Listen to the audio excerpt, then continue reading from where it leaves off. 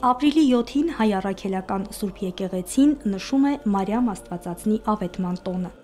Տիրամորը նվիրված մի քանի տոն կա մեր եկեղեցական օրացույցում։ Ավետման տոնը միակն է, որը հիմնված է ավետարանական պատումի վրա։ Նա, որ քեզնից է ծնվելու, Սուրբ է եւ Աստծո որդի կկոչվի։ Այսպես է Գաբրիել հրեշտակը Մարիամին ավետում Աստծո շնորհին արժանանալու եւ որդի ունենալու մասին։ Այսինքն բեզիավը շատ կարևոր է, որովհետև մեր եկեղեցու տվարակի մեջ Աստվածավոր դերը շատ բարձր է, ինչպես ամեն վարքյան կտեսնեք մեր մայր խորաններում վրա միշտ Աստվածամայրը եւ իր որդի մեր Տեր Հիսուս Քրիստոսը կա։ Ուրեմն բեզիավը ամենակարևոր դոները մեկն է այսօր, որ մեր Տիրոջ մայրը, որ միշտ բեզ հովանի է, եւ միշտ բեզ պահպան է։ Այսօր մայր տաճարում ավետման պատարագին մասնակցողների մեծ մասը կանայք էին, միայնակ կամ մանկահասակ երեխաների հետ։ Պատարագը մատուցեց Տեր Ղևոնդ քահանա Տյոմկինը։ Անդրադառնալով օրվա ավետարանական պատմությանը, նա հատկապես կանանց ուշադրությունը հրավիրեց Տիրոջ հանդեպ Աստվածամոր ցուցաբերած խոնարհության եւ անվարար վստահության վրա։ Այսուց մեր հայրերն էլ պետք է սիրեք, բայց մայրը իր ուրիշ տեղ ունի եւ մանավանդ հայ ժողովրդի մեջ իր մասնավոր տեղ ունի մայրը եւ միշտ օրինակ կարգվի մեր դիրամոր ներկայությունը վերը դարիքներում մեջ իբրև մեր մայրերում մայրը։ Ամենայն հայոց հայրապետի տնօրինությամբ ավետման տոնին պատարագի ավարտին կատարվում է նաեւ մայրության վերքրանքին սպասող կանանց օրհնության կարգ։ Առաջին բալիկն է տղայք ունենալու, կարևոր է որ հայ երեխաները մեծանան եկեղեցու ու պատարագների ու այս շարականների ներքո, որպեսզի ոչ միայն լիարժեք դաստիարակություն ստանան ծնողներից, նաև դաստիարակվեն եկեղեցու կողմից։ Սոնա Խաչատրյան, Վրամ Խանամիրյան, եկեղեցական կյանք։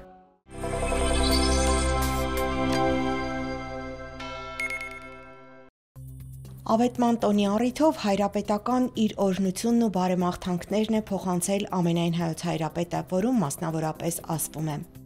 Ավետման ավետարանական դրվագը մեզ փոխանցում է Փրկչի աշխարհ գալու բարի ավետիսը եւ Սուրբ Աստվածամոր խոնար, հնազանդ ու հավատավոր կերպարը, որը դարձել է Աստվածանվիրումի երանելի վկայություն եւ բարի օրինակ ծառայել հայ կանանց համար բոլոր ժամանակներում։ Հոգենորոք այսօրը մեր եկեղեցիներում կատարվում է մայրության բերկրանքին սպասող կանանց օրհնություն, աղոթքով, որ ազգը զորանա նոր մանուկների ծնունդով, եւ մեր զավակները Աստծո օրհնության եւ իրենց ծնողների հոգացության ներքո մեծանան, հավատավոր հոգով, հայրենիած սիրով եւ դասյարակվեն ազգային ինքնության արժեքներով։ Թող Սուրբ Աստվածածինը մեր մայրերի ու քույրերի համար շարունակի լինել ներշնչանք առ Աստված, հույսի եւ ամենայն առաքինությունների, որոնցով բարեզարդված իրենց հոգացությունն ու նվիրումը բերեն ընտանիքներում եւ եկեղեցական, ազգային ու հայրենական մեր կյանքում։ Հայցում ենք Սուրբ Աստվածածնի բարեխոսությունը միածին որդու առջև, որպեսզի Տերը իր Սուրբ աջի հովանու ներքո խաղաղ, անխռով ու բարոր պահի ու պահպանի հայրենի մեր երկիրն ու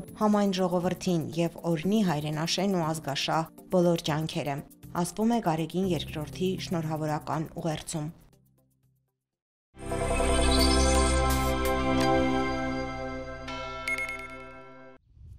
Ավետման տոնին մարդաշատ էր Նորք Մարաշի Սուրբ Աստվածածին եկեղեցին։ Մարդիկ ամենատարբեր վայրերից եկել էին մասնակցելու պատարագին։ Ավետումը Աստվածամորը նվիրված 8 տոներից առաջինն է։ Բոլոր քրիստոնյաները, ովքեր ճանաչում են Աստվածամորը, մշտապես իր բարեխոսությունը խնդրում են իրենց համար, իրենց ընտանիքների համար, իրենց մերձավորների համար, իրենց մտերիմների համար եւ առհասարակ։ Եվ Աստվածամոր տոներին հատկապես մատուցվող սուրբ պատարագներին ժողովուրդը մեծ ակնածանքով է գալիս եւ կարող եմ այսպես ասել բոլորի դեմքին այդ օրը մի ուրիշ արտահայտություն է լինում։ Մեր քարոզների մեջ, մեր խնդրանքներով, խորհուրդներով հորդորում ենք բոլորի նմանվել Աստվածամորը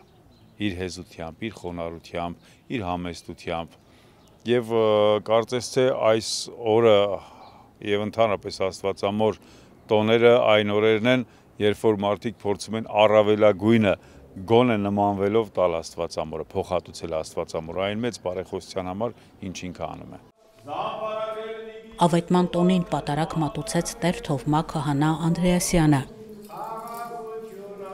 Իր քարոզում Տեր հայրը մեջբերումներ արեց Աստվածամոր մասին եկեղեցու հայրերի գրվածքներից, անդրադառնալով ավետարանական այն դրվագին, երբ կույսը հրեշտակից տեղեկացավ իր աստվածային մանկան աշխարհ գալու մասին։ Մի վախեցիր Մարիամ, որովհետև Աստծո շնորհ գտա, եւ ահա դու կհղիանաս եւ կծնես մի որդի եւ նրա անունը Հիսուս կդնես։ Քարոզից հետո պատարագի մասնակիցները Սուրբ Աստվածածնի վարքի մասին խորհելու, մտորելու առիթ ունեցան։ Քահանան շատ գեղեցիկ խոսեց, ես էլ լսեցի բաներ, որ մինչև հիմա չգիտեի։ Ես հիշում եմ վաղուց կարդում էի իրեն վարքի մասին, դա այնքան երկնային է, այնքան հուզիչ է, որ անգամ խոսելը դժվար է իրեն կերպարի մասին, մարդ հրեշտակ, միասին։ Նմանվել դժվար է ասել, որ կարող ենք նմանվել, բայց կարող ենք իրեն օրինակին հետևել եւ կարծում եմ, որ մեր կյանքում անչափ երջանիկ ենք, որ ունենք իրեն։ Իսկապես շատ առանձնահատուկ զգացողությամբ եմ եկել այսօր Նորքի Սուրբ Աստվածածին, վաղուց չի եղել այս եկեղեցում եւ բոլորս ուխտ ունենք Աստվածամոր առաջ, խնդրանք ունենք, շնորհակալության խոսք ունենք իրեն բարեխոսության համար, որի կարիքը այսօր շատ զգում ենք։ Կարծում եմ, որ իրեն հովանին մեր ազգի վրա ինչպես եղել է կշարունակի մնա։ Նորքի Աստվածամոր անունը կրող եկեղեցին այլ հուշարձանների նման պատմության ընթացքում ավերվել եւ վերականգնվել է։ 20-րդ դարասկզբին խոնարհված տաճարը վերակառուցվել է Տեր Ավետիքյան եղբայրների միջոցներով։ 20-րդ դարի 30-ական թվականներին Նորք Մարաշի Սուրբ Աստվածածինը Հայաստանի շատ եկեղեցիների նման կրոնահալած քաղաքականության զոհ է դարձել։ Սուրբ Մարիամ Աստվածածնի տոներին ավերակ եկեղեցի են այցելել բազմաթիվ ուխտավորներ ոչ միայն Նորքից, այլև Հայաստանի այլ բնակավայրերից։ Հայաստանի անկախացումից հետո 1990 թվականին Նորքի բնակիչները Նորք Մարաշ հայրենակցական միության հանգանակած միջոցներով համայնքի բնակիչ Արցախյան ազատամարտի մասնակից Արմենակ Արմենակյանի նախաձեռնությամբ ձեռնամուխ են եղել եկեղեցու վերակառուցմանը։ Հիմա Նորքի Աստվածածինը միշտ լի է հավատացյալներով եւ ուխտավորներով, մկրտության ու պսակի արարողությունները ոչ մի օր չեն դադարում։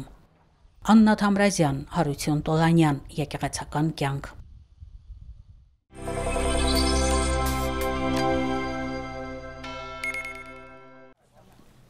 Ապրիլի 6-ին մեր եկեղեցին նշեց մեծ պահքի 6-րդ Գալստյան կիրակին։ Այն հիշեցնում է Քրիստոսի երկրորդ Գալստյանը պատրաստ լինելու մասին։ Մայրաթոր Սուրբ Էջմիածնում փակ պատարագ մատուցեց Տեր Անդրեաս Վարդապետ Եզեկյանը։ Գալստյան կիրակիի խորհուրդը համբերության, բարեպաշտ կյանքով ապրելու կոչ է։ Եթե մտաբերեք առաջին կիրակիից մինչև վերջին կիրակին բոլոր խորհուրդները, կտեսնեք, որ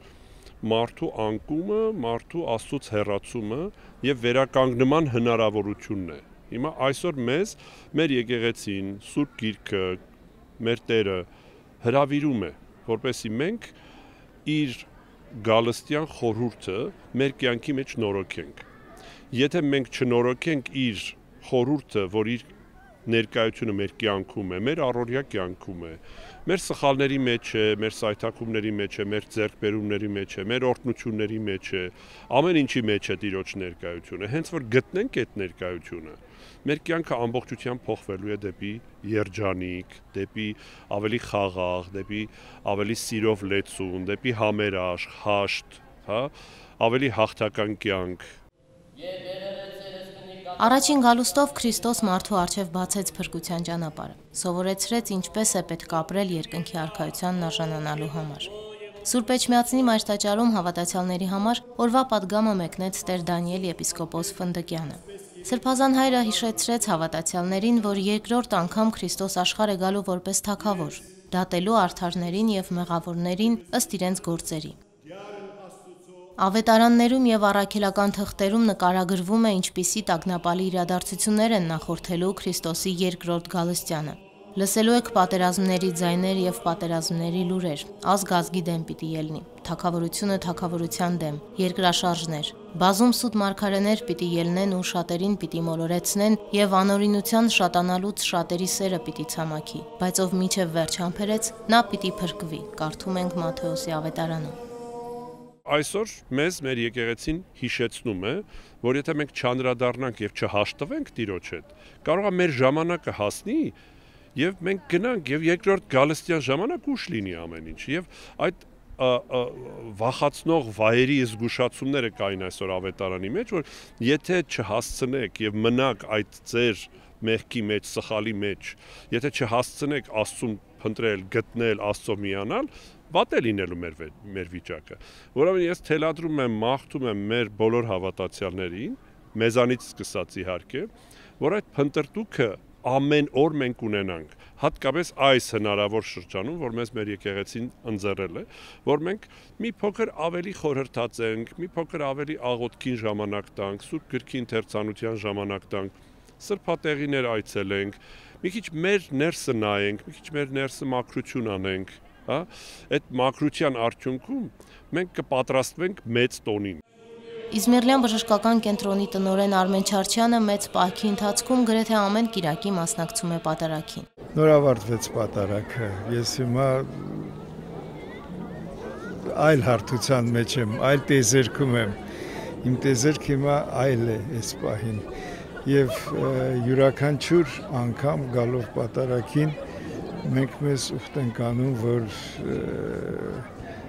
միայն Աստվածահաճո գործեր անենք հաջորդ շաբաթվա ընթացքում, անենք միայն այն, ինչ որ կցանկանայինք, որ մեր նկատմամբ արվեր։ Յուրաքանչյուր անգամ գալով պատարագի այն Աստծո սերը եւ իմաստնությունը, որ դրել է մեր մեջ, ավելանում է։ Մի կաթիլ, մի մազաչափ, բայց յուրաքանչյուր անգամ ավելանում է։ Հայոց հոգևոր կենտրոնը թեև միշտ է բազմամարդ, բայց մեծ պահքի օրերին մարդկանց հոսքը որպես կանոն կրկնապատկվում է։ Հայաստանի տարբեր անկյուններից մարդիկ գալիս են Սուրբ Էջմիածին ոչ միայն Հայոց Հայրապետի օրհնությունը ստանալու, այլև կիրակիների մեկնությունը հենց Մայրաթորի միաբաններից լսելու։ Իրականում պահքը սկսելուց մտածել էի, որ գոնե 3-4 կիրակի պետք է որ Էջմիածնում լինեմ, մենք Գյումրիից ենք եկել, ու իմ համար այստեղ պատարագին մասնակցելը մի ուրիշ խաղաղություն է։ Ամեն անգամ գալուց խաղաղված, հանգիստ ու ավելի ուժեղացած հոգևոր առումով գնում եմ տուն, մանավանդ երբ որ ամեն անգամ նոր հարսույրերի, սրբազանների հետ եմ ծանոթանում, իմ համար դա շատ կարևոր է ու ուրախալի, որ ես կարողանում եմ իրենց հետ կապ պահել։ Վստահ եմ, որ ամենօրյա պատրաստությունների միջոցով, երբ Տերը գա, հաստատ վստահ եմ, որ կճանաչի մեզ եւ կընդունի իր հարկում եւ կարժանանանք երկնային արքայությանը։ Ես ամեն շաբաթ երեկոյան անհամբեր սպասում եմ, որպես երբ եմ քնելու արտնեմ ու գամ պատարագի, որովհետեւ չգիտեմ, ոնց որ իմ ուրախությունը լինի այստեղը։ Եթե ուրիշների համար, չգիտեմ, ինչ որ երեկույթներն են ուրախություն, չգիտեմ, այդտեղը սա է իմ ուրախությունը, իմ խաղաղությունը, իմ հանգստությունը։ Հաջորդ կիրակի Ծաղկազարդի տոնին կբացվեն ավագ խորանների վարագույրները։ Եկեղեցին կտոնի Քրիստոսի հաղթական մուտքը Երուսաղեմ։ Անուշ Առաքելյան, Վռամ Խանամիրյան, Եկեղեցական կյանք։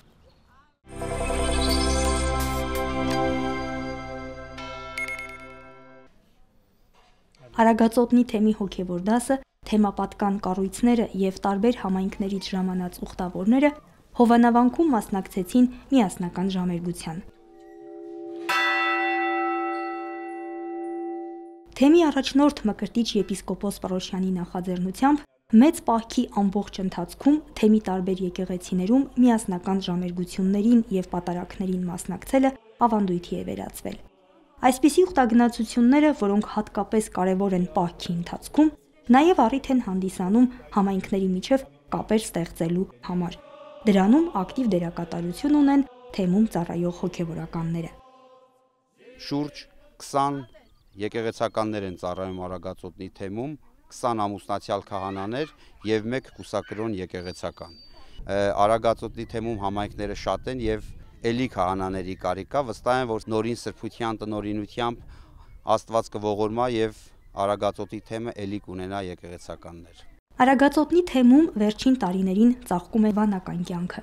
Այստեղ են գտնվում Ղազարավանի կանանց մենաստանը եւ Կոշի Սուրբ Ստեփանոս արական վանքը։ Քույր Շուշանիկը եւ եւս 7 քույրեր բնակվում են Ղազարավանում։ Ամենօրյա հոգևոր ծառայությունից բացի նրանք օգնում են նաեւ գյուղի երեխաներին։ Անցկացում են պարապմունքներ քրիստոնեական դաստիարակության, շախմատի, մայրենիի, հասլեզվի եւ գրականության եւ փորձում ենք մեր կարողության չափով օգտակար լինել նաեւ բնակչությանը, ոչ միայն աղոթքով, այլ նաեւ գործով։ Վեհափար Հայրապետի օրհնությամբ, թեմակալ առաջնորդի ջանքերով եւ եկեղեցասեր հայորդիների բարերարությամբ թեմում շարունակաբար ընթանում են կառուցվող եւ վերակառուցվող եկեղեցիների ու վանական համալիրների շինարարական աշխատանքներ։ Բարերարները իրենք սրտաբուխ կերպով են իրենց նվիրատվությունները կատարում, դա սրտի կանչ պետք է լինի, եկեղեցի կառուցելը կամ վերակառուցելը, դա որևէ պարտադրանք չի թելադրում իրանից։ Ես վստահ եմ, որ առաջիկայում կառուցվող եւ վերակառուցվող եկեղեցիները իրենց դռները կբացեն մեր հավատացյալ ժողովրդի առջև։ Ավելի քան 15 տարի է Արագածոտնի թեմում դանիական հայկական բարեգործական առաքելության հովանավորությամբ գործում է Լուիս Մանկանց ծրագիրը, որը զբաղվում է երեխաների եւ պատանիների քրիստոնեական դաստիարակությամբ։ Բացի Արագածոտնի թեմից Լուիս Մանկանց ծրագիրը գործում է նաեւ Տավուշի, Արթիկի, Արմավիրի թեմերում եւ Երևանում։ Միասնական ժամերգությանը աղոթակից էին նաև դանիական հասարակական կազմակերպության ներկայացուցիչները։ Մենք տարբեր լեզուներով ենք խոսում, տարբեր մշակույթի կրողներ ենք, բայց մեզ միավորողը Աստծո սերն է։ Եվ հայ առաքելական եկեղեցին այն միակ ճանապարհն է, որը հայ ժողովրդին եւ հատկապես նոր սերնդին բերում է դեպի Աստծո խոսքը, դեպի ավետարան։ Արագածոտնի թեմում, աշտարակում եւ Սաղմոսավանում սոցիալական կենտրոններ են գործում, որոնք իրականացնում են սոցիալական աջակցության, կրթական, համայնքային զարգացման եւ բնապահպանական ծրագրեր։ Սոցիալական ծրագրերում ընդգրկված են նաեւ արցախցիներ։ Կենտրոններում մենք ամեն տարի աշխատում ենք շուրջ 70-ից 75 սոցիալապես անապահով խոցելի ընտանիքների հետ եւ ամեն 2 ամիս 50 կին ստանում են մեր կենտրոնում մասնագիտական կրթություն, կարողանում են ձեռք բերել աշխատանք, ստանում են գործիքներ, որով կարող են սկսել առաջնային իրենց գործունեությունը, բացել սեփական կարող է լինել դա ուրեմն գործ կամ զբաղվել տնայնագործությամբ կամ գտնել աշխատանք եւ նպաստել իրենց ընտանիքի սոցիալական վիճակի բարելավմանը։ Տեր Փարենը Արագածոտնի թեմի երիտասարդաց միությունների հոգևոր պատասխանատուն է։ Թեմի 19 երիտասարդաց միություններում ավելի քան 300 երիտասարդ է ընդգրկված։ Հոգևոր սերտողություն, սպորտային մրցումներ, մշակութային միջոցառումներ, արշավներ, ուխտագնացություններ։ Թեմի ամենաբազմամարդ եւ ակտիվ կառույցը երիտասարդաց միությունն է, կամ ինչպես Տեր Հայրն է ասում, հասարակության եւ եկեղեցու շարժիչ ուժը։ Անշուշտ միության շրջանակում երիտասարդները քահանաների հետ խոսում են նաև իրենց առօրյայում հանդիպած խնդիրների, դժվարությունների եւ հուզող հարցերի մասին։ Եթե եկեղեցուց դուրս ապրող երիտասարդը իր խնդիրներին տարբեր լուծումներ կարող է տալ, ընդհանուր մինչև վատ ավարտ ունեցող լուծումներ, եկեղեցու մեջ ապրող երիտասարդի խնդիրներ ծագելու դեպքում լուծումները բազմապիսի են, ավետարանի վրա հիմնված։ Եվ մեր երիտասարդները Փառք Տիրոջ այս ամենի մասին քաչ տեղյակ են։ Շատ քիչ մարդիկ իմացան Տիրոջ առաջին գալուստը։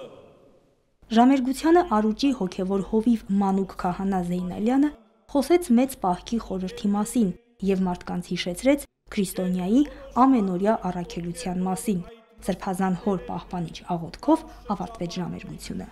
Օրհնյալ Տեր մեր Հիսուս Քրիստոս ամեն։ Սոնա Խաչատրյան, Վրամ Խանամիրյան, եկեղեցական կյանք։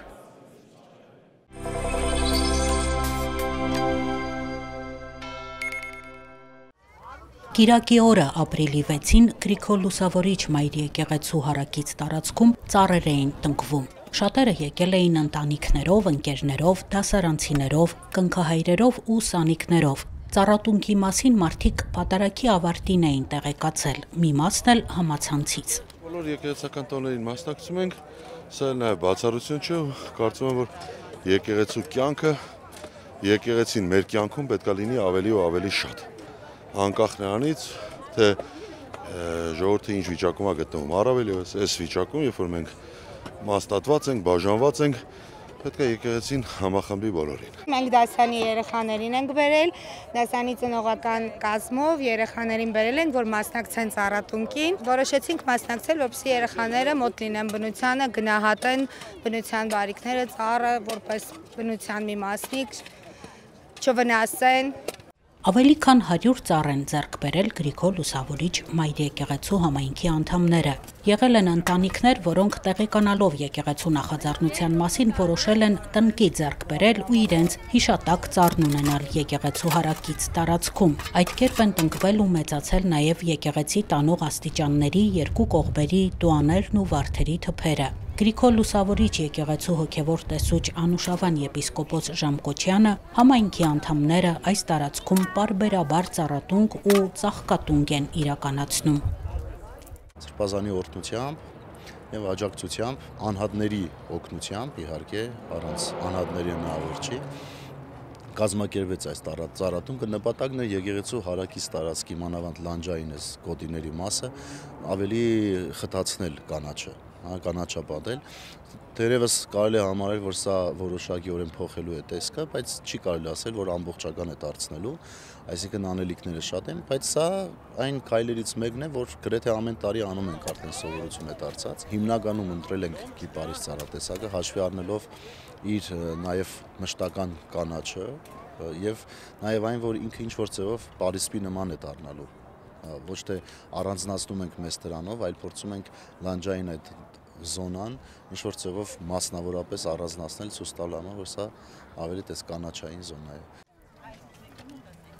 Երբ եկեղեցու տարածքը խնամված է, ծաղկազարդ է, կանաչապատ ուրախալի է եւ եկեղեցու սպասավորների եւ հավատացյալների համար։ Տարիների ընթացքում շատ անգամներ են այս տարածքում ծառատունկ եւ ծաղկատունկ կազմակերպվել։ Երբեմն վնասել կամ գողացել են, սակայն համայնքի անդամները համբերատար շարունակում են բարեկարգել եւ գեղեցկացնել իրենց եկեղեցու տարածքը։ Գրիգոր Լուսավորիչ Մայր եկեղեցուց հորդորում կոչ են անում մարդկանց, որ չվնասեն, հնարավորության դեպքում խնամեն, փայփայեն ծառերը եւ ծաղիկները։ Աննա Թամրազյան, Հարություն Տոլանյան, Եկեղեցական կյանք։